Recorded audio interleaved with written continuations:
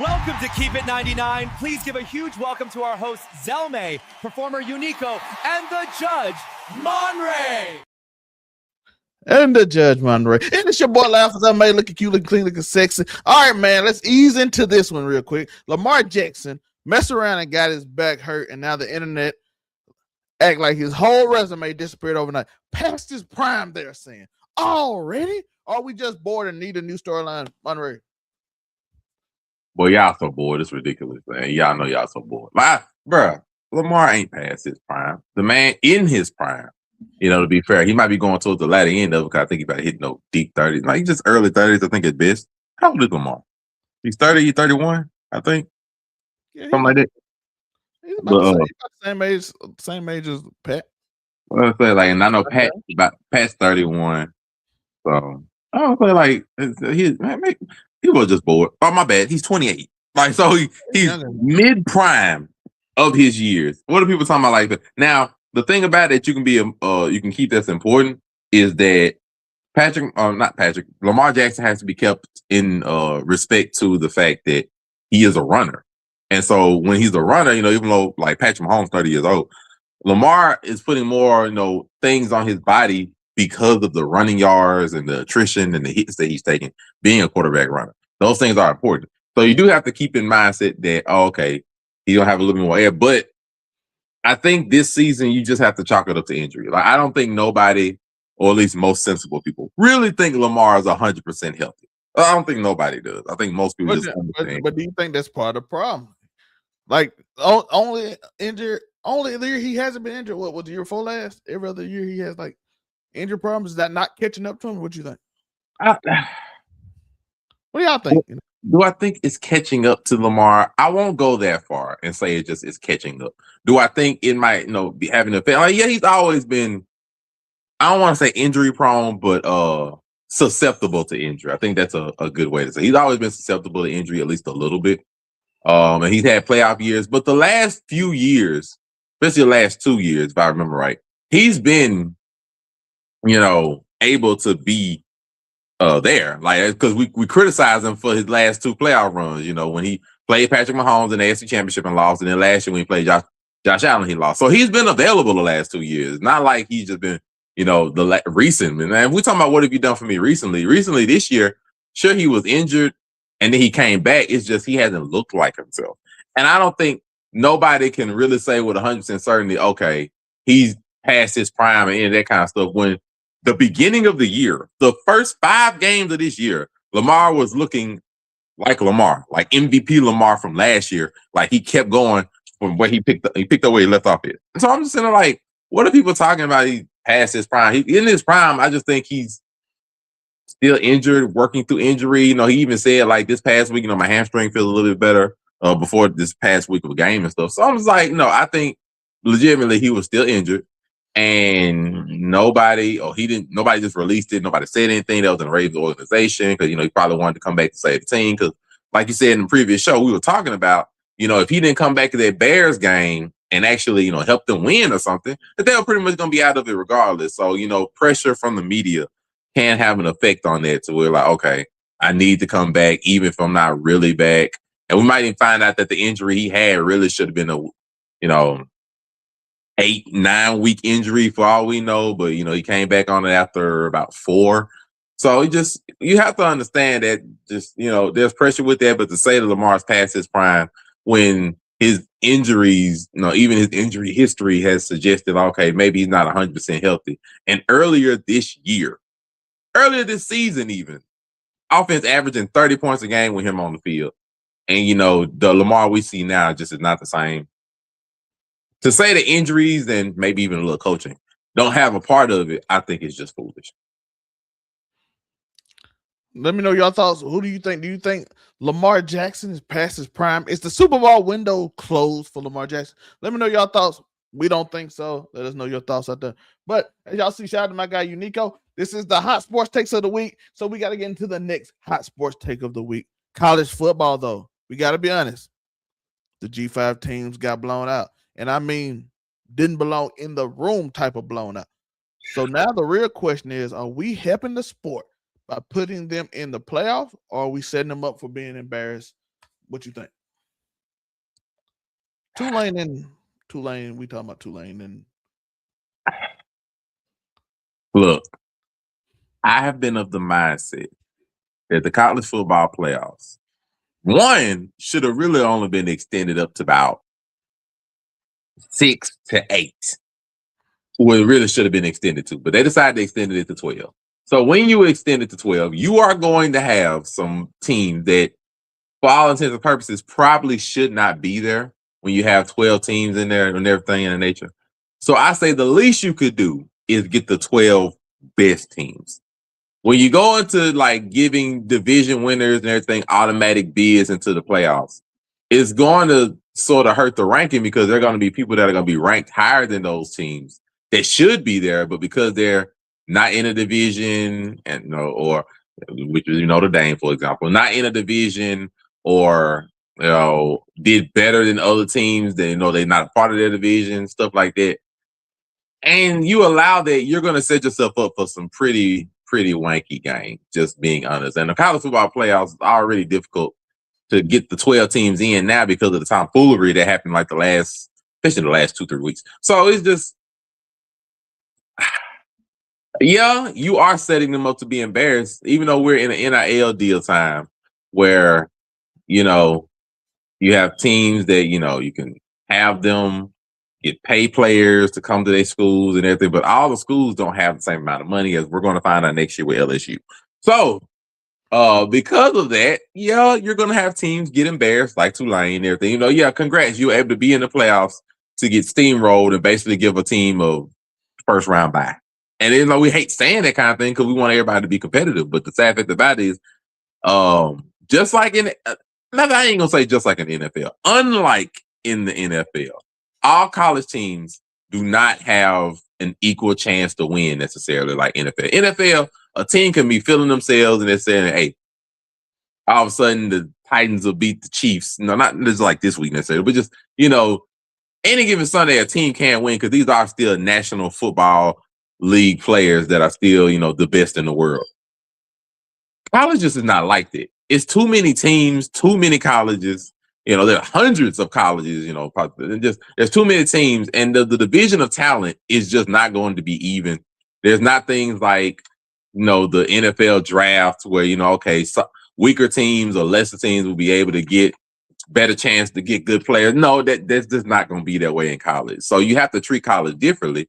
And if you're going to treat college differently, then I think you just need to, you're going to hate to say, but do away with a lot of the division stuff and just be like, look, the 12 best teams is coming to playoffs.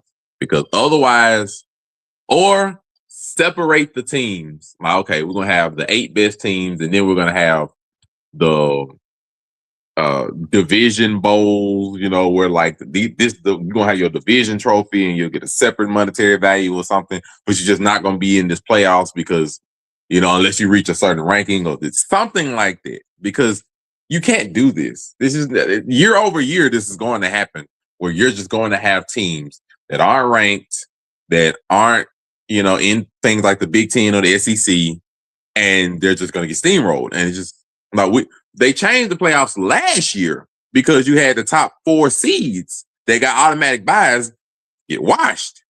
And so now you're having it on the back end, because on the back end, you're having the same division-ish or win and get in automatically problem that you had the first year. So you're not going to like it, but hey, sorry. But shout out to Carolina. Shout out to Dandridge, 1380. But I agree. But I do want to caveat, because I saw some people, Speakeasy specifically, say they don't deserve no chance. They should never get in. They should make their own playoff. Listen, every once in a while, you'll get a Boise State every 4 or 5 years.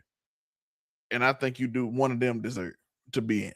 If you go undefeated, you beat every team, you beat a Power 5 team, the 1-2 you play a year, you go undefeated, I don't mind you getting in. But I'm sorry, St. Madison and Tulane already got beat by Ole Miss 45-10. Then they just got beat 41-10. It's like the same score almost. It wasn't nothing different gonna happen. I'm sorry, their coach got a new job. He wasn't gonna beat a whole bunch happened. But like I said, if you had that Boise State run and you get that like super running back that's a first round pick or that quarterback that's really good, they can lead you. Sure, why not put them in? So I don't think they should just have their own league where they can just win the championship because they have absolutely no shot. Cinderella make it fun, but at the same time, you can't just put every Cinderella in. Because the one Davidson you had with Steph Curry, you had a bunch of teams that were low ranked that got washed by like 80 points. so that's the one thing. That's the one problem with it. But I do think, and I think they keep trying to add more teams to try to like, oh, this will fix it. It actually gets worse. You get more complaining the more year. Because what we had when it was 4, everybody complained about Florida State being the only team. This year you had like four teams complaining about not getting in. It's just the more teams you add, the more you're gonna complain. They have like every team in the league can almost get in the NCAA tournament, and they still have somebody complain about it. Every team, they got like 130 spots up in that tournament in college basketball. And somebody still complaining. You'll never end up complaining. Matter of fact, it's just gonna get worse because it's a lot of teams gonna lose 3 games compared to 4 undefeateds or 3 undefeateds and the 2 1-loss teams battling out. You have way less complaining than that, so I don't think it's a bad thing. But speaking of bad thing, and then we have KD, who sat down on Unguarded with Fred VanVleet and gave us vintage Durant, talking about a little musk, no lotion, feeling like he's in the trenches, which is hilarious, but also kind of tells you how he sees the game. He broke down the type of player he actually needs to make his life easier and then slid right into the real argument. What matters more, MVPs or championships? Where he said MVP. Monray, I don't know if you saw Unguarded. How do you feel about it? I mean, I got a little snippet of it, once we talking about, the ashiness and stuff, I was like, okay, we ain't going to talk about the bathing properties. But, I mean, look, Kevin Durant, as everybody is, and ourselves, is entitled to their own opinion. With that being said, MVPs do not mean more than championships. He can say that all he wants. That is not the truth. And it's unfortunate because MVPs, should be considered more like, well, look, let's just keep it a being. One, it's a regular season award. For a reason. Now, do they mean something? Yes, it means that you were the most important player to your team in the league, or most valuable player in the league in respect to your team, your record and everything. But no, because they're not more important. Championships are more important. And that's just not in that league. It's in every league, dang it. Like, we remember the greatest players in the world and the greatest players in most of them in the Hall of Fame from their championships. And then the MVPs are icing on top of that. When we're talking about the greatest players in the world and throughout history, whether it's Kareem Abdul-Jabbar or LeBron James or Michael Jordan, we don't instantly say, oh, dang, LeBron got 2 MVPs, or they started like, no, LeBron James got 4 NBA championships, and he also has 2 MVPs. We say Michael Jordan is the GOAT. One of the greatest arguments for him is because he went undefeated in the finals and got 6 championships and never lost in there. We say that. We do not say he's the greatest because, he got MVP. No, we don't say that. And we all understand that they both mean something. But MVPs don't mean more. They don't. And most players probably won't say that necessarily. Now, it's going to be a little strange that Durant says that he's a 2-time champion himself, which is crazy. But you got to think about the way he conversated. He said he want a point guard that instead of playmaking, he want one that can run downhill and make life easier for him, which he's basically telling you scoring is important to him. So, I'm sure it's important. He played with Steph Curry, one of the greatest point guards in history, who made his life easy. So, yeah, you are going to say that. I understand it. And most of the other teams that he had did not have a point guard that was able to make his life easy, with the exception of like maybe Kyrie Irving, but Kyrie was hurt a lot of them years. So, yeah, Russ too, bro. You see what kind of point guards he used to play with, by the way. Yeah, I'm like, and so I just James Harden as well play point guard. It was like ones that make his life easy. I understand it. It's just like, but no. I want to shout out Fred VanVleet for like, yo, listen, playmakers are important. I don't know what this positionless basketball is, but playmakers are important. I'm gonna show you when I play you how easy it is for me to have to set you up because I can score too. Oh, VanVleet, if only the Rockets had you right now. But he said, I can't play because I'll show you. Because you ain't never played with a point guard like me. You never played with a Rondo or somebody to set you up where you need to be to get easier shot. You only play with scoring point guard to give you spacing, which By the way, I do think the spacing argument comes at a interesting factor because Jordan didn't play with spacing because they had a bunch of people that couldn't shoot and a bunch of dudes in the paint. So that often leads to could they score 30 points or 40 points average in this league? And I'm like, if the whole league about spacing and getting space and playing one-on-one easier without hand checking and all that, he might have could have scored 30, 40. Well, he averaged 30 for his career, so we know that. But Talking about Durant? No, I'm talking about Jordan. Jordan, like I said, the league now with spacing and how I think one thing that's going to be really good for Jordan, even in nowadays time, is his ability to get to the hole. Like, now, was he going to be like AI or Kyrie with an amazing ability to, to cross with somebody? No, not necessarily, no. But could he get to the hole? Yes. Jordan can get to the hole. And I think that ability, which SGA uses a lot as a foul merchant or whatever, like Jordan would average a lot. I don't want to say like Luka, but a lot like SGA or whatever, to where like Jordan is going to get in the lane. He's going to draw fouls, especially with, because Jordan wasn't small, like not small, like some of the point guard stuff right now. Like Morant a few years ago. Yeah, like he's going to get in the lane. He's going to draw fouls. And then on top of that, in his later years, he was able to shoot as well with the spacing that they have now. It'd be disgusting. And then you forget Jordan also could play defense. So like he's going to be a great two-way player as well. It just would have been disgusting. It would have been disgusting. Jordan might could have averaged 40 just because of his ability to get in the lane as well. Like Jordan, he's going to take shots, but he's going to go in the lane, and doing that on top of that, it was going to be disgusting. Because they'll be like, this is unfair. Like, but some people have been arguing that Durant argument that showed why Charles Barkley's sentiments was right. I understood his sentiment as a basketball player. His style of play, his scoring, his ability, making his life easier is important because most people can't do what he do. So when he say I don't need a playmaker, he can say that because he's elite levels. He's one of the greatest scorers of all time. Of course, you'll say that. Like, listen, just give me room. I can do my own thing. But most other players on your team will not be able to say that. So like that mindset is, I see why. But he gives me that feeling. I said in the video I made of him, but where y'all can watch it when I give a full breakdown. His mindset to me is, I'm so great that all I need is this. And it's kind of like the Michael Jordan, why he can't like recruit, or certain great football players or certain athletes who are just great in general can't like recruit and scout and do all this stuff. Like Michael Jordan wouldn't be a great coach. He'd just be like, why you just can't do what I do? The same thing with Durant. When I hear him talk, I don't need you to do this. I can just get my own shot anywhere I want. I don't need you to play mate. But you got probably 3 other people on your team that probably can't. No, I know they can't say the same thing unless you own the Warriors, of course. Now, the unfortunate thing about the Durant is that even though he says, this is what I need and everything of that nature, the teams Durant personally went to, when he made his own decisions other than the Warriors one, which was obvious, they haven't worked out well. Like, none of those teams have worked out well. It didn't work out when he formed his team with Kyrie. Now, some of that was because of injury, so I don't want to put that necessarily just on him. But that didn't work out that well. The Suns was horrible, but it was more because they gave up too soon. They gave up too soon on their point guard.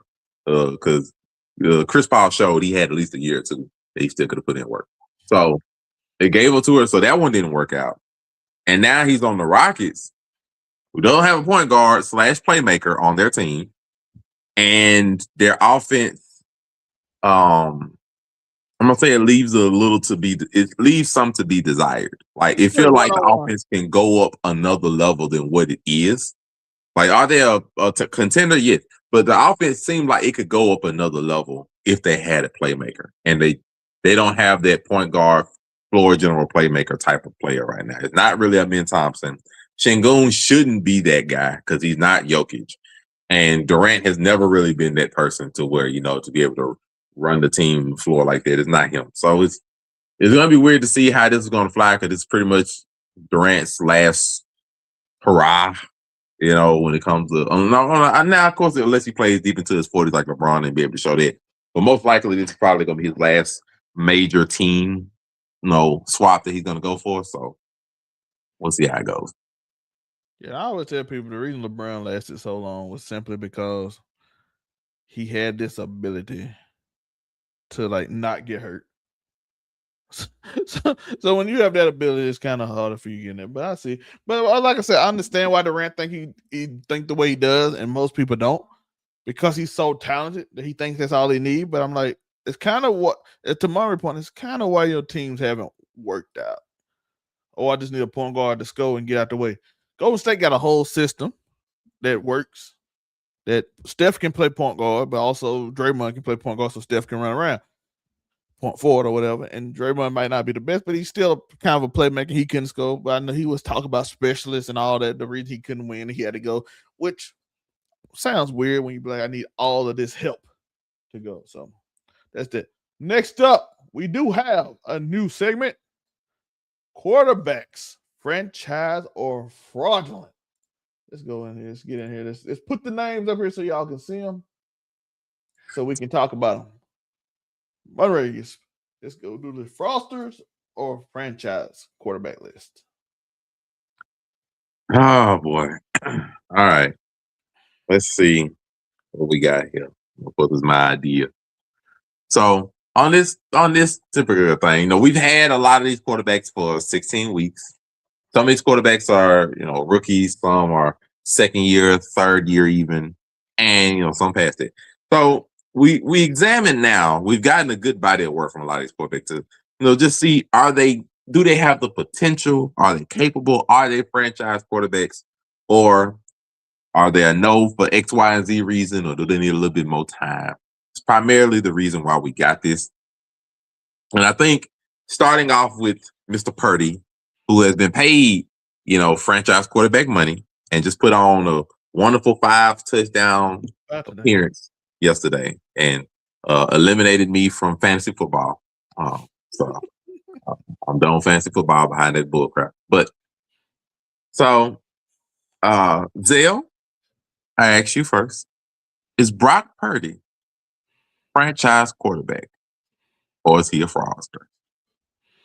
I think it can still change, but right now I'm going fraudster. I seen what this coach can do with quarterbacks that's not in the league no more. Their coach is like a quarterback. He got hurt, and they didn't even start losing games because Mac Jones came in and looked, for the most part, better in a lot of games than Brock Purdy has until last night, which I have to give him a shout out for that. Which, if he can keep up that momentum, maybe he's been injured, but if he can keep up that momentum, he will quickly move to the other one. But we can't just be a prisoner of the moment. Mac Jones did the same exact thing he's been doing, and sometimes he played better in some games than Brock Purdy has in certain games. So I'm gonna have so far, Frost.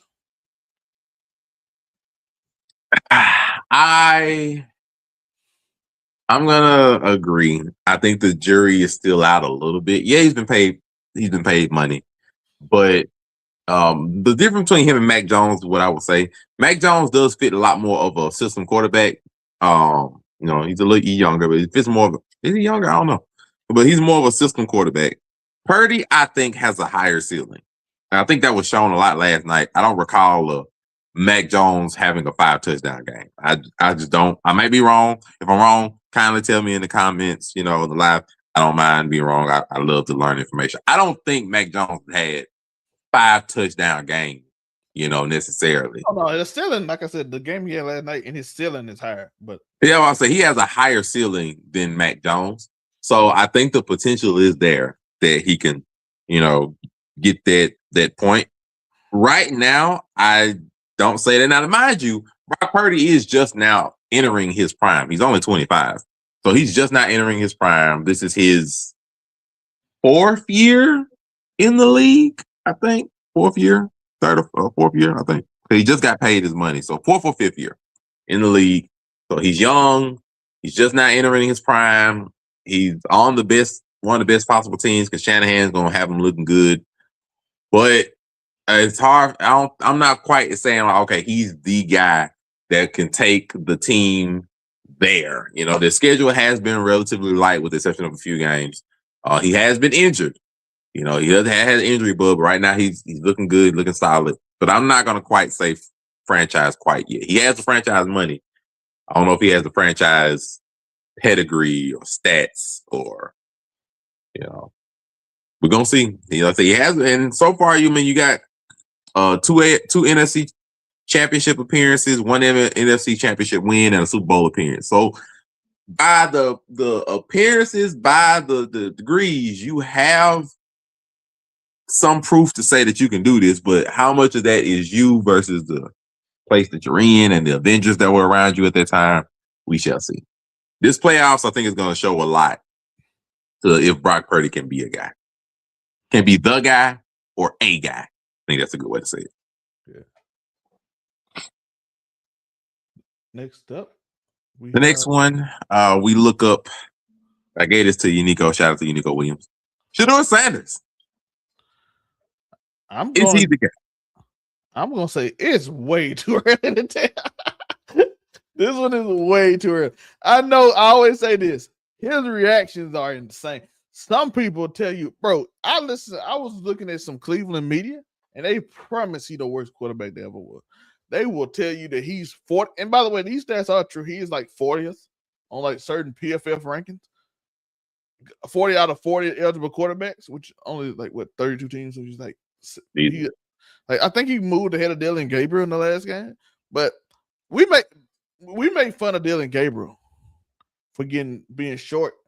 Shedeur Sanders get like one tipped interception a week, but he also does some amazing things as well. Why? Because he's a rookie, and it's fine. It's okay if he make mistakes. It's okay if he does great. It's okay. I know the internet just puts him on either the highest pedestal or the lowest of lows. He plays well, but I do want to say this because his name is now on the list. The last 2 weeks, Tyler Show has been the best rookie quarterback. And I think that's a shock because Jackson Dart, after his second concussion scare, he not playing the same no more. But I think the jury tie is way too early. I definitely agree. You're gonna ask me the feet to the fire. I'm like, no, not right now. No. I mean, you're on one of the worst 5 franchises in the NFL. That's one. You have basically maybe the worst offensive team because your running back, Quentin Johnson, shout out to him. I pray a good, successful recovery for him. He just got a pretty rough injury on his leg. So he's out. And your best wide receiver is Jared Jeudy, which nobody believes in. And I couldn't even name you the other wide receivers on the Browns team. So it's not like they have a lot for him to work with. The offensive line also is not really that good. So, I think he has so far, he's shown a little bit of a higher ceiling because he's able to throw the ball downfield better than Dylan Sampson. But no, it's far too early. Right now, he's just trying to get through these next 2 games, and then we'll see who and where he may be starting for next year. But right now, it's too early. Yeah, by the way, shout out Derpy in the chat. Derpy in the chat. Shout out to Derpy in the chat. But I'll take this next one. I got to be fair and go first on at least some of them. JJ McCarthy, I'm going to also say it's too early. Now, mind you, before the season started, I know for a fact I am one of the few people, at least on this show or Rel, that was not putting the Vikings super high on this list or in the playoffs or anything. I've been of the mindset since the start. It is far too early to automatically put them right there where they were last year with Sam Darnold or even where they were at with Kirk Cousins, because the man is a rookie. Like, he got injured, I think, in the preseason last year. Yeah. Out the whole year. Has not taken a snap in the NFL officially, like in a real game. Had no experience. Didn't have that much experience in college, I believe. So the mindset to be like, okay, they're going to go 10, 11, 12, 13, maybe even another 14 wins just because the team is loaded, don't mean that, because the majority of rookies, not that they don't succeed in the NFL, but the majority of rookies do not start their first year being Patrick Mahomes or Jaden Daniels. A lot more of them be Shedeur, Dylan Sampson, Cam Ward. They struggle because a lot of times they're on bad teams, and even if they're not on bad teams, they are rookies. They have to get their feet under them. Like, look at Drake May last year. Drake May struggled all year. And next thing you know, he turned it around because mind you, the Patriots look a lot better on paper, and they got a lot of players. None of those players were like world beaters. They just got more way around it, and he had a year under them, and they had a new coach that was able to push him further, and they turned around. But no, they struggled. Like Lamar Jackson wasn't able to throw the ball well when he first got into the league. Like Josh Allen struggled his first year. Like, he struggled horribly his early year. I was like, stop this. Like, so this mindset of, okay, that JJ McCarthy's going to block was insane to me. And that's why I was like, no, I don't have them in the playoffs. I think they're going to struggle. And he has struggled. He's been hot and cold, off and on like a freaking microwave. Like, so, no. Like, he's recent weeks, he's even been off and on. So just, no. So is he a franchise quarterback? Right now, no, because it's far too early. Maybe we'll see next year if he can get more consistent with the higher points and earn the 9 nickname, possibly for a permanent status. But no, it's far too early right now. I'm gonna say no, but again, it's too early. It's way too early. Because like I said, sometimes you can be like, I can see signs of it, but yeah, right now, no. I don't. Monray said everything you gotta say. He been injury prone. It's too early. Yeah, he's out of injury right now. So I'm saying so. He injury prone, as you can see, which is a bad sign for development, because it should be like in his second year. He should be like where Drake May will be injury prone. So it's hard to be injury prone and then make it consistently. So yeah, I have to say no right now. Now, speaking of injury prone, we have Jaden Daniels, who's been going through the injuries all year, and they have already set him out for the year. He's done for the year. So I don't think anybody's going to question this, but there are questions on his build and his ability to take hits and stay healthy going forward. So is Jaden Daniels still, and I say still because after the first year, a lot of people had him locked, just like they did for CJ Stroud. And CJ Stroud struggled his second year, for different reasons, because of the horrible offensive line and stuff. But so has the question changed for Jaden Daniels? Is he a franchise quarterback? If I had a good team, I'd say yes. So I'm gonna say yes. You gotta say, give him some receivers, give him offensive line, don't run him as much. But I think we've seen the ceiling. The ceiling is like one of the greatest rookie years we ever seen. We're already seeing the ceiling. Now, could it go easier to Frost if he keep getting injured? Yes, but I'm about to say franchise still. I'm gonna say yeah, because the talent is there, the ability is there. Like, he had everything that you wanted: the talent, the ability, the leadership, the it factor, the intangibles. He had everything he needed, and he could run. He just has to, I think, build a little bit more size, muscle, and the team just has to be able to adjust around him, make sure the offensive line is square, make the team younger in a lot of areas, and get the running back situation straight. Shout out to Austin Eckler, hope you make a full recovery. Different things like that. So I think it's still emphatically, yeah, you gonna hold on to him. Now, Mr. Bo Nix, his second year, not as statistically impressive as his first year, which his first year went a little bit under the radar with how well he did statistically, but not as statistically impressive. But the overall wins are far better, even though they just lost to the Jaguars. But Bo Nix, 12-win team right now, and looking at number 1 seed possibly in the playoffs. Is he a franchise quarterback? I'm gonna put him as game manager. He is a game manager.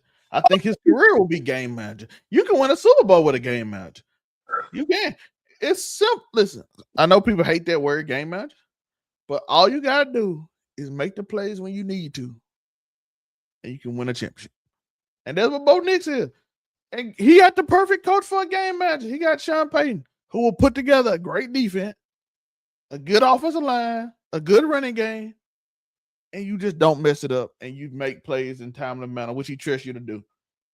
And so far, that's what he did. He a game manager. I think that's where his spot gonna be. Because once you say Frost, that means he's probably not gonna be around long. I think he's gonna be around for like 10 years. Just making plays, but managing the game, not messing it up. Because when you say franchise to me, that can he win the MVP? That's what that is to me. And I don't think he can win MVP, but I also don't think they need to be looking for a replacement for him either. Do I think he can be a franchise quarterback? Like, game manager is so tough. I'm like, you sort of sounded like you were describing Jalen Hurts. We ain't go into that right now. Like, right now, it's so wishy. It's so wishy. I'm gonna say yeah. And the reason I'm gonna say yeah is because Bo Nix had a good year last year.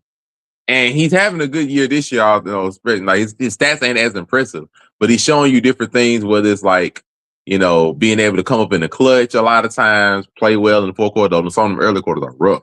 The reason why I say that is because we were looking at other quarterbacks very similarly, but when they got a really good number one receiver, which is something that I do not feel that the Broncos have. I'm not impressed with the Broncos receiving core. I haven't been impressed with the receiving core the entire year. I wasn't impressed with it last year. I wasn't impressed with it before this started.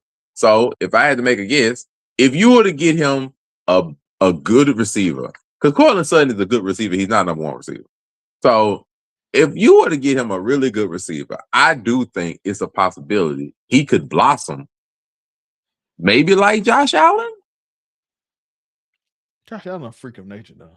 It is, but the thing about it, Josh Allen did not sparkle and blossom until Stephon Diggs got there. When Stephon Diggs got there, that's when Josh Allen had blew up.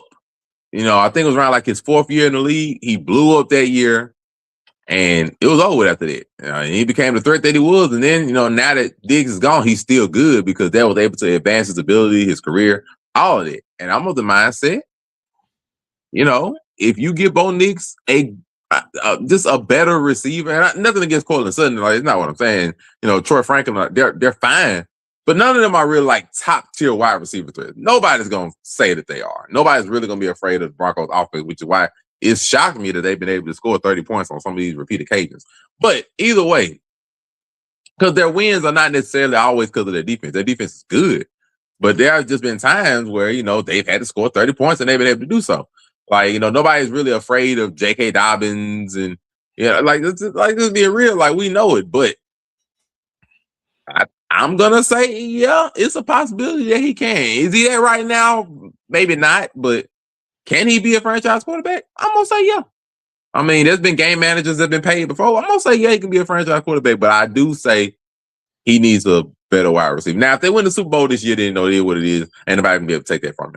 But, barring that, because we don't know how the playoffs is going to go, I think if you get him a really good receiver, we might be able to see some things. Yeah. Considering, this is going to be his second playoff appearance in 2 years with a less than desirable offense. I mean, Yeah. We'll see. Next up, we have Jackson Dart. Okay. I still think Jackson Dart has been the best rookie of the year. Now, I know he's taken a couple of concussion scares and stuff, and that's because of the, I'm going to say, aggressive way that he plays football, especially with the running and stuff, which is something that he has to learn and be able to balance that out with his game to, still be able to do the running and be a threat, but be able to balance it with, not putting yourself in harm's way. But I still think Jackson Dart has been the most impressive rookie this year, at least from a quarterback perspective. So I'm going to say, yeah, he can be a franchise quarterback. I'm going to say yeah. I'm going to say yes, too. But, my God, he got to start getting out of bounds because he done had – that man done went to that tent 5 times this year for concussions. 2 of them. I think he got 1 or 2? He done been in that tent 5 times for concussions. Listen, his career will be short if him and Scatterboo don't. Scatterboo kind of a wild card, but Scatterboo a wild card, but Scatterboo has already had a serious injury. Like he's already got his first serious injury already this your rookie year in the league. And mind you, Scatterboo wasn't even getting the primary amount of runs and everything throughout the year. He came on a little later in the year when Jackson Dart started. So he didn't even get to that point. He already has a serious injury. So Scatterboo, he's gonna have to be able to manage that a little bit. Now, it was unfortunate how he got the injury. It wasn't just because he was headstrong. He was just unlucky. But him and Dart, they are gonna have to, matter of fact, the whole team, because they're the main linchpins of that team right now. Malik Neighbors got hurt, so I don't know. Yeah, but Malik Neighbors too. I say they are they're the linchpins of that team. So, and all three of them have had injuries. You know, a couple of concussions. One, somebody a leg injury here, an ACL injury there. So, you know, that field also they need to change that field. That's how people breaking their legs. That field is an awful field. Yeah, them and the New York Jets, boy. We done told them enough times about that crap, but you know. Chicago finally moving from their field. Now we need the Arizona Cardinals, the Raiders, and the Jets. Please move the Jets field. The Jets, oh my gosh, they need to do something about their field. I done see some breaking legs from them four field. So, you know, we just gotta. I'm gonna pray for them. Is all I can say. I'm gonna pray. But you know, they just gotta get healthy. But I do think they're there. We move on from there to a nice debatable one. Caleb Williams, the man who just broke the Bears' curse of not being able to beat the Packers because they was able to get a lucky win against them this past week. And I do say lucky because look, unfortunately, Jordan Love, which we'll talk about him too, he got injured second quarter of the game. So when he wasn't there, they then moved on to Malik Willis, who we know is not that good of a thrower of the ball. And the game ended up being a dropped. Yeah, we know what happened. But either way, Caleb Williams, game-winning throw, DJ Moore, touchdown. Has he proven that he can be a franchise quarterback? The thing I always wondered was his head and his mental. And I'm starting to feel like he getting that confidence of his mental because talent-wise, he is 100% franchise quarterback talent-wise. He can throw from every angle, from anywhere. He can run. He can do everything you want him to do as a quarterback. Caleb Williams, if you had a ideal quarterback, he would be probably one of the type of people you want to put as your quarterback. He can make any throw from any angle, from anywhere, and make a play out of nothing if he don't have it. And if y'all didn't see that ball he threw to DJ Moore, that move was crazy. That was beautiful. And then the fact he put his hands in his pocket while it was in the air. I don't know if y'all noticed it. He threw it, put his hands in the pocket, and walked off. And it hit DJ Moore. DJ Moore had a corner right here. Hit him right in the chin and walked off the field. I said, ain't many people can throw a perfect pass like that and put his hand in their pocket and know they did it. Talent-wise, he's 100% there. And I'm thinking that winning with Ben Johnson, as long as he got Ben Johnson as well, I think Ben Johnson, the main reason I can say this, because you don't often get Ben Johnsons. Yeah, the offensive mind is a great one right there. I'm saying, Ben, you don't get many Ben Johnsons because look, he got almost the same team. He made Robert Odunze and they got Luther Burden now. Odunze look a lot better. DJ Moore getting the ball where he's supposed to be. Swift, and then they got another running back that came on, a 7th-round pick from Rutgers. That man got that offensive moving. They don't give up sacks. I think he one of the least sack quarterbacks in the league now. With nearly they put the investment in there. That's what I'm saying. So with that background, with the investment they put in them and the coach with his talent, I got to put it. I got to. That talent is, you invest in talent, you got it. I mean, I really, really, really want to say that, yeah, he can be.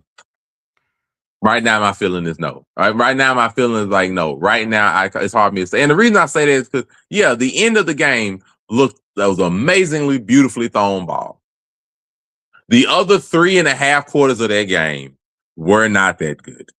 They just were not. And it's hard. I hate saying that because I'm like, they ended the game wonderfully. But had the game really went the way it was supposed to, we will be talking about an entirely different metric with Caleb Williams. Now, I didn't know because he was given the ability to be able to win the game and they was able to go win the game. So I give you a clutch factor in that instance. But I'm not going to act like the other 3 quarters where it was only able to put together 16 points against a team that were missing multiple important players.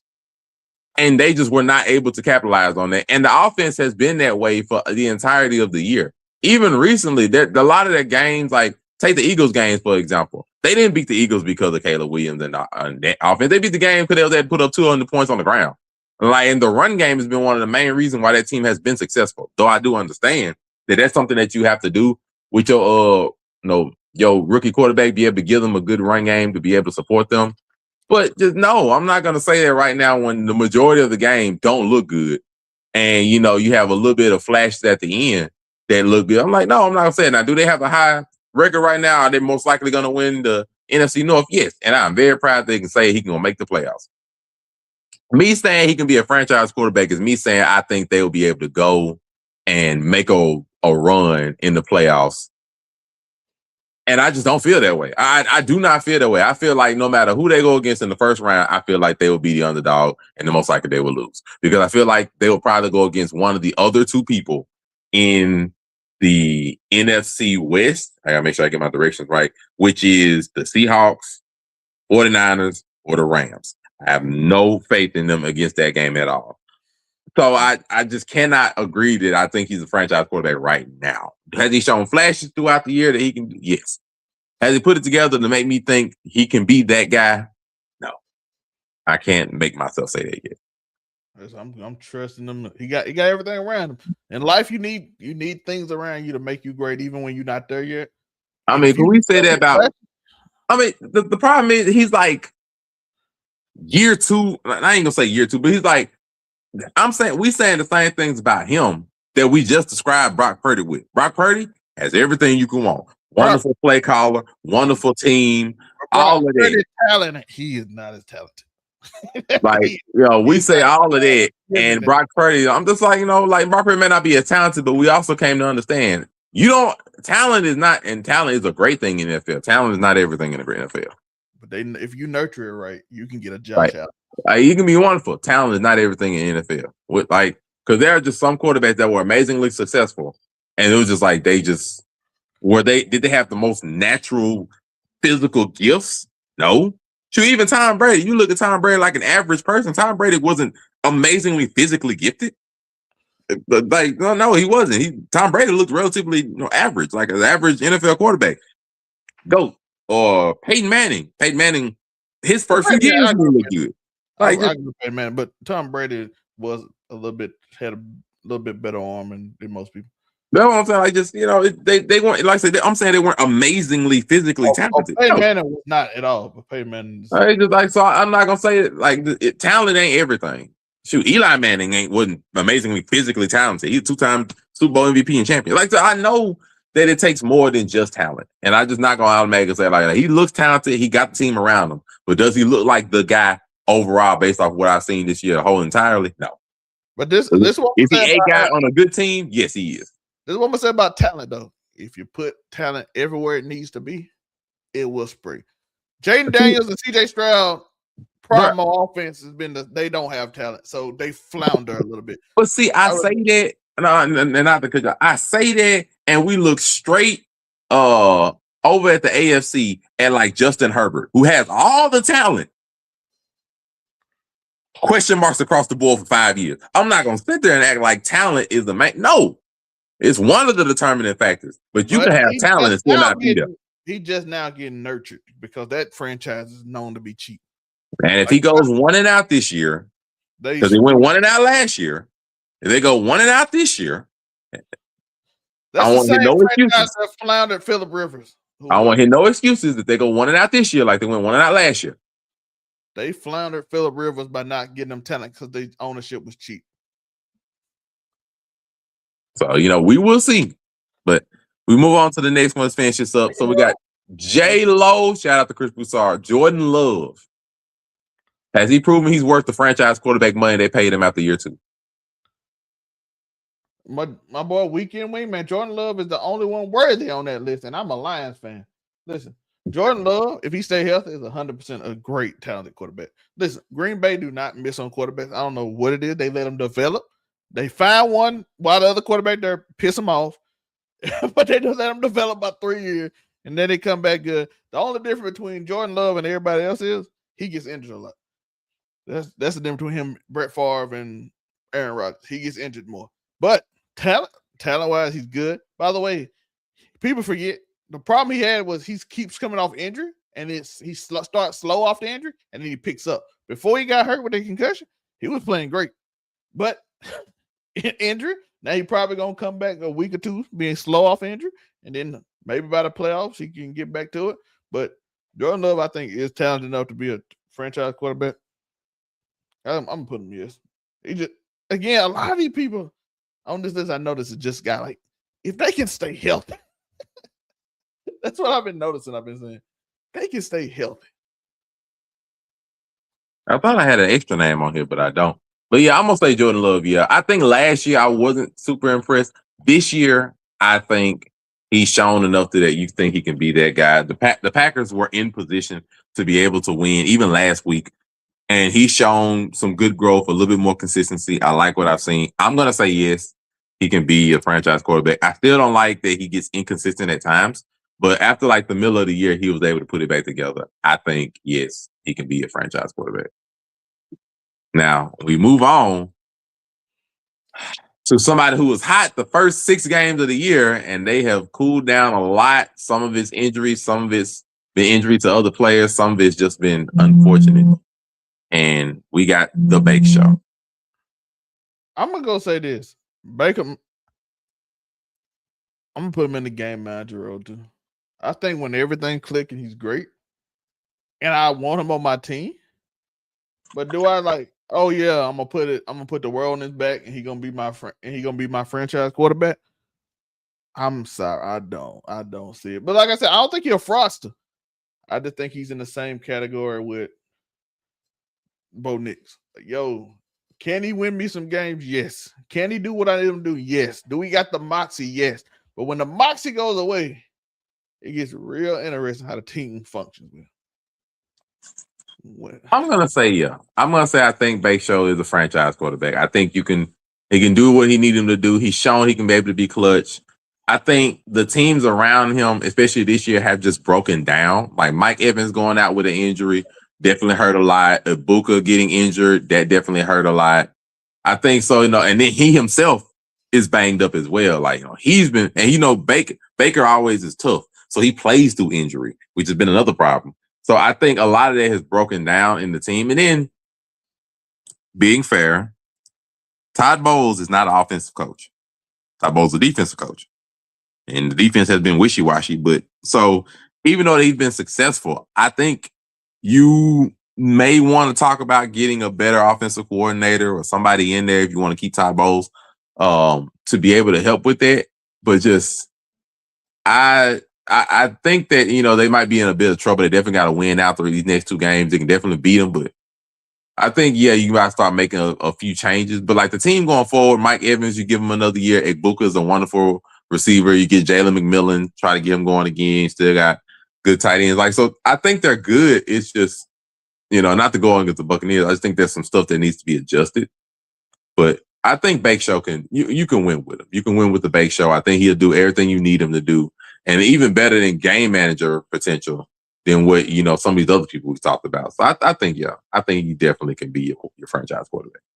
You might not want to pay him as much as, your Josh Allens and stuff, even Trevor Lawrence, might not want to go that high, but yeah, I think he could be your guy. By the way, shout out to Weekend Wingman. Oh, Tampa dude, I agree with that. I was thinking that too about Todd Bowles. That defense is hard to do when you do that. By the way, what person in the draft? I'm looking at them boys from Miami weekend. I'm looking at them guys from Miami when they play Texas A&M and how they dominated. I think you get one of them. I think you might can. I think 4 is an outside, but you can get 3.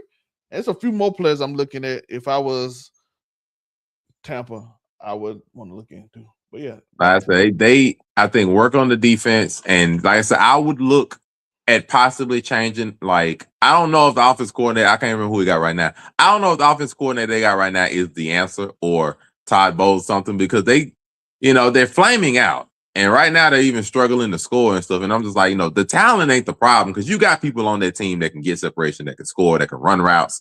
Mike Evans has been a 1,000-yard receiver, for years, and I'm just like, you got players that can win.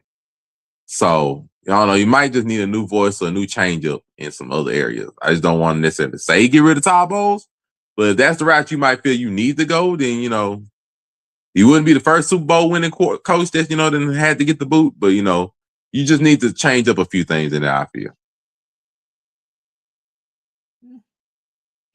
I agree. That's what I got. But finally, we move on to the man who proved some of his haters wrong, Sam Darnold. Can he be a franchise quarterback? No. No. Even this week, even the week they won and they beat the Rams, he tried to get that game to the Rams. He threw almost 2 pick sixes. Listen, Sam Darnold, when the lights on, plays awful. Even when he win, you be like, dang, your defense really helped you get this. Your special teams really helped you get this. Listen, he tried everything to me to give that game against the Rams away. Like, I'm like, the only reason y'all down, you owe them this much to come back because you the only reason they down. The Rams was until the second half when the corner got hurt and Ezekiel got hurt, then the Rams was off to the races. Before that, y'all held the Rams pretty good. But yeah, he gave the Rams basically the lead. Some of them passes was awful. Monray, that one on that when he threw it to the outside. I don't know who he was looking at, but the only man was there was the Rams player. And he had nobody in front of him when he was running forward. I'm like, why would you throw that pass? No, Sam Darnold is not. Sam Darnold, a good quarterback to have on your roster if you need one. But would I call him a franchise? No. That's funny. Now, I'm going to agree. And even with my power rankings will reflect my same thoughts. No, I don't think it's franchise quarterback. The Rams basically fell apart with that last game. They fell apart at the end. They had the game in control. They was up 16 points. And they had to allow 2 scores.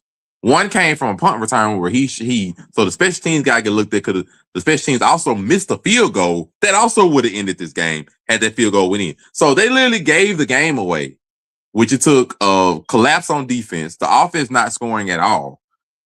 Mind you, this is without Devontae Adams, their number 2 wide receiver, which was also an important part of their offense. So without their offense, they were up 16. They had to give up two scores and two 2-point conversions and an overtime score to lose that game and another 2-point conversion. So it's just like, bruh, like that can't happen. I don't know why that collapse happened to them, but it took a collapse for Sam Darnold to be able to get that team back in the game. Regularly, no. They are not a playoff. They're not. They're probably going to end up with the number 1 seed, all things considered. And I still don't think they're going. I still don't think so. I think Sam Darnold under the bright lights, we clearly saw, it's just, no. I don't think he's franchise quarterback. I don't. If you can say, he proved the haters wrong, to me, what he proved is that if a game is given to him at the end, they can take it, which I'm proud of it, but they try to get a game away to each other. But the Rams just had another collapse like they did it with the Eagles previously in the year where they had the game under control and special teams and the offense and the defense all failed at the same time, which can't happen. But no, I don't think if you're a receiver number 1, he's really good to you. If you're a receiver number 1, he is very good to you. Shout out to JSN. He did me well this year. We just got hope. Sam Darnold right now because as a receiver, he gonna get you that ball. 2 players I know gonna get their number 1 receiver the ball. Matthew Stafford. Sam Darnold. Listen, and Sam Darnold. Matthew Stafford got probably 3 of the 5 top receiving seasons in history because he throws the ball to you every play. Megatron, Cooper Kupp, and Puka Nacua. Yeah, and because you gonna get targeted 15 to 20 times a game because he gonna throw you the ball. He used to that from Calvin Johnson. He's like, yo, my number 1 player throwing you the ball no matter what. You can be double covered, triple covered. You gonna get off. Yep, that is proof. But yeah, I see what you're saying. Yeah, he is very good. And Jackson and Jigba, yeah. And like I said, Justin Jefferson probably misses him right now. But franchise quarterback, no. But if you're a number 1 receiver, shoot, come to my team right now, please. I know you're gonna throw me the ball. I'm getting 12 to 15 targets. I know that. But I do got one extra though, who been hot lately, and his career is weird. Bryce Young. No. I'm sorry. Like, no. It's been 3 years. They got to contemplate if they're going to take his 5th-year option. Like, he ain't got to approach his 4th year. Have I seen enough? No, I have not. And it's just because it's been so inconsistent. It sort of reminds me of like Kyler Murray. Like, it sort of reminds me of Kyler Murray. Like, just, Murray has a playoff appearance. But I have not seen any real level of consistency. Has he been better than he was his first year, even the first 2 years? Yes. But I just have not seen that level of consistency or just the peaks as much to really be able to be like, yeah, he can be your guy. I have not seen it. You know what I noticed about him? It takes him like 7 weeks to get started. Like the first 7 weeks, every Carolina fan I know, all the people I know from Raleigh and Charlotte, shout out to y'all. I love y'all on Facebook. But every one of y'all know, be like, trade him. And then by week 8, he done clicked. It just clicks for him. He played well the rest of the season. But it takes like 7 weeks for him to start playing well. It's been like that. I say I haven't seen it. Like I ain't seen nothing to be like, okay, Bryce can be the guy. I ain't seen nothing like that. And it ain't like even this year it's probably been his best year. They only have 7 wins. No, 8 wins, my bad. This year, their best year, they have 8 wins. No, and like I said, it's his 3rd year in the league. You know, now has he had some turmoil with the head coaches and stuff? Yeah, so I give him a bit of a mulligan, but I just have not seen enough to say, like, okay, this could be the guy. I ain't seen. No, I have not seen that. I still think even if they make the playoffs this year, they're going to be an easy round 1 out for whoever the number 2 seeded team is. And they're going to go in the offseason, possibly pick up the 5th-year option and go from there. Maybe get a quarterback in one of the later rounds, but I just don't see it. I don't see it right now. Sorry. I'm just going to say the other one I can think of is Trevor Lawrence. And Trevor might be making his case that he can be that guy. That's the only one I meant to add on this list. I think Trevor might be making the case to be that guy. They just got a good Broncos win. They're surging at the right time. He's had a really good month. I still need to see him in that playoff game before I decide. And the thing about it, we have to also give respect and credence to Trevor Lawrence. He has won a playoff game.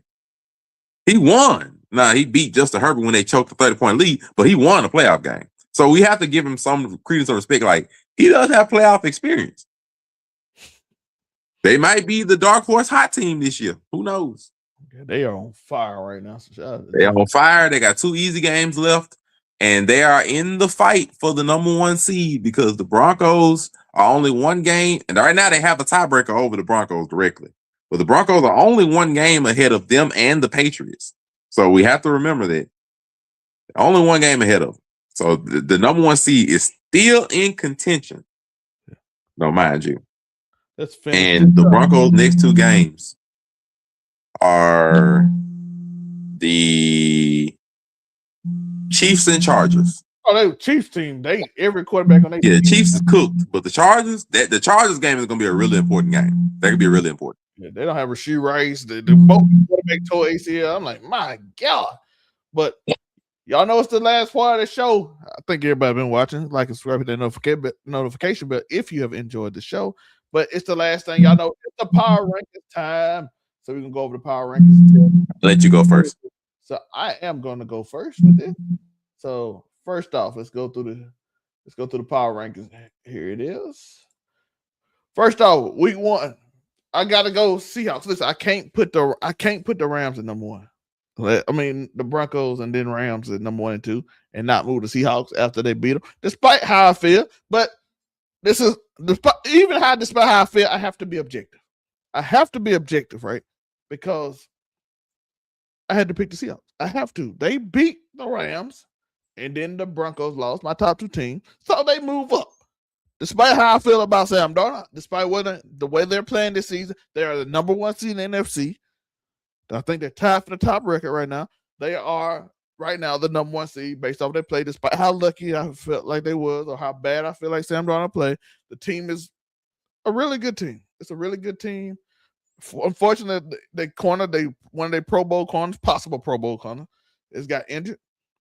And so hopefully he's back soon. I haven't checked the status report for it, but hopefully he's back. If they're back, they got a really good secondary who was ranked 11th before this last game in terms of movement. The secondary is ranked 11th in passing. Decent run defense, decent run game, okay quarterback who, as long as he's not playing with the TV lights on him, he's pretty good. But once the lights go on, he don't. And then good running game. Overall, it'll be crazy for me not to put them ahead when they beat one of the teams ahead at the top. So I will put the Seahawks there temporarily. Don't know if I believe it, but I got to be honest with how the season going. Facts over feelings. Number 2, Patriots. Listen, they came back. They made a play. Drake May did what he had to do. They stay at number 2. They went down to number 2, but they didn't. I wasn't impressed with the game they played, but still, number 2. Rams, number 3. They lost to the Seahawks. Great game. They lost to number 1. Can't go down too far. Number 4, Broncos. They go down again.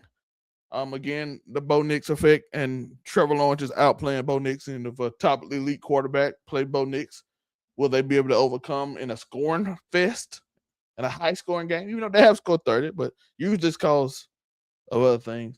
And then, of course, we got the Chicago Bears, number 5. Walk-off Williams, as they've been calling him in Chicago. You know that, Monray? They call him Walk-off Williams because he throws a touchdown, put his hand in the pocket while the ball in the air, and just walks off the field. Walk-off Williams, just like a home run. My God, shout out to Walk-off Williams. Had to keep him in the top 5. They are right now currently the number 2 seed. We mostly got the top seeds in the playoffs right now. We mostly have them. And Jacksonville is an honorable mention. Monray.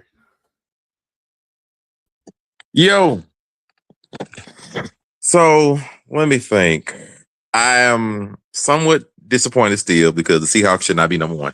This is a lot of recency bias, and I told you this is a lot of recency bias because what's the record? I have to go off the record, and they beat the team. This is not the standings. This is power rankings. These are not the standings, and we give the Seahawks credit for an upset win last week when Rams team collapsed, and we forget they won the game. And we forget the Rams have beaten them before this.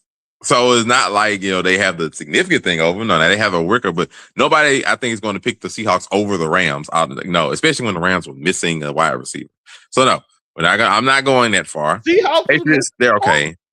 So yeah. I think it's a little awkward in that the Bears should not be here. I respect the Bears, but they beat Malik Willis at the end of the game. I'm not going to give them that. Their defense was not prepared for Malik Willis. It was not. But unfortunately, Malik Willis was not ready for Malik Willis. You didn't tell us we had a running quarterback this week. We thought we had but Malik Willis was also not ready for Malik Willis since they fumbled the snap. So it wasn't ready for them either. So I feel like the Bears shouldn't be here. Seahawks are too high. I'm cool with mostly everything else. Let's go to Monray's list. Nah, to my own power rankings, this is what it should be because 1, the Rams should not fall. They were without a second wide receiver. They got injuries in the end of the game, and they ended up having a collapse. Seahawks was out without their number 1 corner. That's fine. I feel like they shouldn't have that, but that's okay. Safety. By the way, Seahawks was out without Kobe, the safety, and their number 1 cornerback, and Emmanuel, their linebacker. So corner and receiver, number 1 corner, number 2 receiver. That ain't the same because they have other corners. And they were able to generate stuff, but like missing your number 2 wide receiver versus missing a corner is not the same. Miss a corner and a safety, the starting corner, the number 1 corner, the Pro Bowler, and the safety for the number 11 passing defense that held Matthew Stafford to 185 yards, by the way, the first time they played fully healthy, by the way. I want you to understand that. But then the problem comes when the Rams started missing their own corner and defensive players at the end of the game. So it also, regardless, the Seahawks won a game, but it was against the best Rams, and they had to get a little bit of help. And they barely won the game in overtime to a 2-point conversion that was a little questionable. They barely won. Now, so like I said, the Seahawks barely lost the last game as well, but I'm not of the mindset that they should be that high. I respect them, but do I believe in them? No, I do not believe. And it's weird. I want y'all to say fully healthy. The Seahawks fully healthy. I do not believe in the Seahawks. Seahawks held Matthew Stafford, defense fully healthy, to his worst game of the season. This is true. And fully healthy. The defense also made Sam Darnold see ghosts. So therefore, and he was seeing ghosts before they went out this game. So I am not of the mind. Like I said, I don't have the Seahawks on here because I do not believe in the Seahawks. The same way I said I didn't believe in the Steelers. Same way I said I'm standing for. I do not believe in the Seahawks mainly because of Sam Darnold. I do not believe in them. I just don't. And so they may end up with the number 1 seed and might be the first number 1 seed that gets bounced out in the second round after a while. They might be like the Lions last year. The Lions last year went 14-3 and was the first seed got put out by a surging. They may be the same way, mainly because of Sam Darnold. Now, can they win? Yeah. Can they prove me wrong? Yes. Because are they a good team? Yes. No, I just don't. And I said they will be tested because they're about to play the 49ers. which will let me see, do I really believe in them? If they beat both of them, fine. Then I'll say, yeah, they'll probably be up here around like, anywhere from 1 to 3. But if they look bad against the 49ers, even if they win, if they look bad again, I'm like, bro, there's no way they're gonna get through all like 2 or 3. No, I'm not gonna buy it. But so no, I got the Jaguars. Shout out to the Jaguars. They surging, they look great, beat the Broncos. I'm just not of the mindset that one win determines your season. They beat the Broncos, but they have losses against a lot of other teams. The Broncos was on a 12-game win streak. They were bound to lose the game. It's understandable. And everything caught up to them. So I'm not weighing the Broncos as much for that loss. Patriots reaffirmed themselves after that win. They was able to come back against the Lamarless Ravens at the end of the game. So, same thing. 49ers, Brock Purdy showed a dominant performance yesterday. They're still there. We'll see how they do against the Seahawks. And then, of course, they got the Jaguars. Rams are still, I think, on paper, when all healthy, best team in the league. I don't think it's a wide margin. I'm not going to say that, but I do think they're still the best team in the league. And so one loss doesn't determine all that. Even if they don't get the number 1 seed, I still think they're the favorites to come out of the NFC.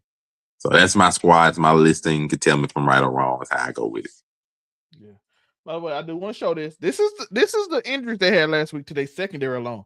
Kobe Bryant starter. Rick Woolen starter. Devin Witherspoon was the starter before he got hurt. Julian Love hurt. And a rookie sensation who plays nickel was also hurt. They missed 5 players last week against the Rams. And everybody like, oh, that's by the way. Why do I say this? Seahawks was the 9th best pass defense in the league before all of them got hurt, and they got torched. So I do want to make. And I'm amazed at that. And I go back to their first game that they played a few weeks all ago. Of them healthy. When everybody was healthy, they lost. They shut Matthew. When everybody was healthy, they lost. Sam Darnold was on TV. What changed now? The only thing that changed was that the Rams had injuries, not before the game where the Seahawks was able to try to scheme around or whatever. Injuries during the game, which affects you worse because you cannot scheme and try to plan for when your team goes out mid-game. And they fell apart because, mind you, when the Rams didn't have those injuries, they were up 16 points. So somewhere along the line, the Seahawks was able to get their defense together at the end of the game because the defense was able to come together and stop Matthew Stafford. So my mindset, when both teams are fully healthy, one team sees ghost, the other team know how to win. That's why I'm not putting the Seahawks that high, because I do not trust them. But I get it. But like I said, what it is. I want to show them love. By the way, shout out to the Texans who are playing very well right now. Still, True. It's surprisingly on a winning streak. And of course, we saw the Jaguars and another team and a few other teams that have been playing pretty well lately that we didn't mention. But I'm looking at some of y'all now. We got some interesting and the Eagles finally got some sorry teams to get their reps up. so if we can get Jordan Love, Jalen Hurts started. If we can get him started, he's looking like he's getting started. Remember when I said you just play the Cowboys. You just play the Cowboys, and then you're back on track. Just all we needed to was play the Raiders. No, all y'all needed was to play the Raiders, and everything looks right. And now we got the Commanders. Look, yeah, you play the Raiders, then you play Commanders that's still injured without Jaden Daniels and all that. Now you look amazing. Why? We play them twice. It looks beautiful out here. Listen, and we just play the Raiders. We play the Commanders. 300 yards, 100. We got Saquon Barkley looking back like Saquon Barkley. Look, that's all we need. We needed a few sorry teams after. We did have a hard stretch, by the way. Like I think we played like all the top teams in the NFC during the stretch. Like all the playoff teams. Like we played the Lions, Bears, Packers.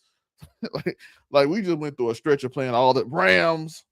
We just went through a stretch of playing all the toughest teams. So we needed some sorry teams to get us back on track. Hopefully, gets Jalen Hurts his confidence so we can. He throw the ball. Y'all got your only test really left because you got the Commanders again. Even though the Commanders are pissed because the trash talk stuff that was talked about, so they may give you a little bit more of a challenge the second time around. If y'all even start y'all starters, because you may not start your starters in the last week. But this Bills game will be a challenge because the Bills have something to play for. They're trying to catch the Patriots, so y'all will have y'all real test to see if you're back or if you're faking. Yeah, and I want to end on this because we didn't talk about it. DK Metcalf just got $45 million voided from him. for a slump. Yeah, I made sure to share that earlier. Like, bruh, not only did he void $40 million, if the Steelers lose to the Browns, now this will require the Ravens to actually win their next game against the Packers, which I don't know if Jordan Love is going to play. They're going to try. I think he's trying to get to the point where he can play, but I don't know if he's going to play. And so if Malik Willis is out there, look, I'm just going to say this. If we have to see a game of Malik Willis versus Tyler Huntley with playoff implications, I'm going to be sick. I ain't going to lie to you, but I'm going to be sick if we have to sit there and watch that game for playoff complications. But it is on the books, that on the table, that we may have to watch Malik Willis versus Tyler Huntley. But it's going to be an ugly game. But it is possible that DK Metcalf could cost them this Browns win. And if they lose the Browns game, then, all of a sudden, we might be looking at DK Metcalf costing his team a playoff spot because he is their number one wide receiver, And, just saying, but it will require the Ravens to win. Now, if the Ravens don't win next week and Pittsburgh Steelers lose, then it don't matter. I think he got bad back contusions. Back contusions is not to play with. That is. Yeah, I think Lamar. I ain't gonna hold you. I think Lamar's done for the year. I'm just be real. I think he's done. Yeah. I don't think he starts this week. I thought he's probably gonna try to get out there because this game is really important. But if the Steelers win anyway, then it won't matter because they're just gonna have too many wins. It will require the Steelers to lose to Shedeur Sanders and the Browns, and I don't know if that's gonna happen. DK Metcalf not being there is important. So I don't know how this is gonna go. I like how they did it just enough for the playoffs. They didn't spend more than that. Just enough, boy. Just enough. So when do they play? Oh, these games on Christmas Day is nasty. Yeah, I ain't even worried about the Christmas Day games, but that's some nasty work. All three of them are useless. Cowboys and Commanders, the out of playoff game. It'd be fun to watch George Pickens probably do something crazy. Detroit Lions versus the Vikings. The Detroit Lions on like a downfall, and the Vikings, I don't know what they got going on. And then Broncos and Chiefs. The Chiefs on their third string quarterback that was on the practice squad a week ago. Like in the earlier parts of the year, these games were supposed to be exciting and good. But unfortunately, because of injuries and playoff eliminations, this is what we have. But the Chiefs got a quarterback that wasn't even supposed to didn't even dress out last week playing. So though I say, yeah, and they down their third stringer. I ain't gonna lie, bro. Christmas gonna get ugly. The only reason you probably gonna watch the Christmas games if you're either a diehard fan or you have some numbers of playing. We don't approve of gambling here over on 99 Media, but listen, FanDuel. I will say this right now, FanDuel, you send that bag. We get these. But if y'all want to sponsor us, make sure to bet responsibly. But we're just saying we're against that until you pay us. Bet responsibly. Otherwise, we will just tell you, like, hey, it is important that them probably the only reason you're gonna watch this game. Otherwise, it's Christmas, you ain't gonna have nothing else to watch and nothing else to do, so you might do it that way. But we just letting you know, these games ugly. These games gonna be ugly. And Ro, you want to sponsor us too? I'll get send that shit to Uniqo. DraftKings, we'll take y'all to. Listen, we will do sports betting lineups, son. Not that I will bet. I'm just gonna tell you that, but shoot, we'll give you numbers. They be asking me at work. Listen, I do that research. But that's all I got. Monray, where can they find you? It's your boy Monray Hudson. Everywhere it says Monray Hudson, Facebook, Instagram, TikTok, Threads. Of course, and on Make It Make Sense, the podcast on Saturdays, as we do our final show of the year, counting down the top 10 trending topics we discussed on the show for this year, as well as hopes for the future and some trailers. Shout out to Marvel. We'll take sponsorships from y'all too. So be a good show. Round out the year. Don't do nothing we wouldn't do. Merry Christmas. Happy New Year. All that good stuff. Yeah. We'll see you next week. I'm interested in what topics we talking about and everything else. Again, I hope y'all like the new show format. I hope it went smooth for you. I appreciate y'all. Peace.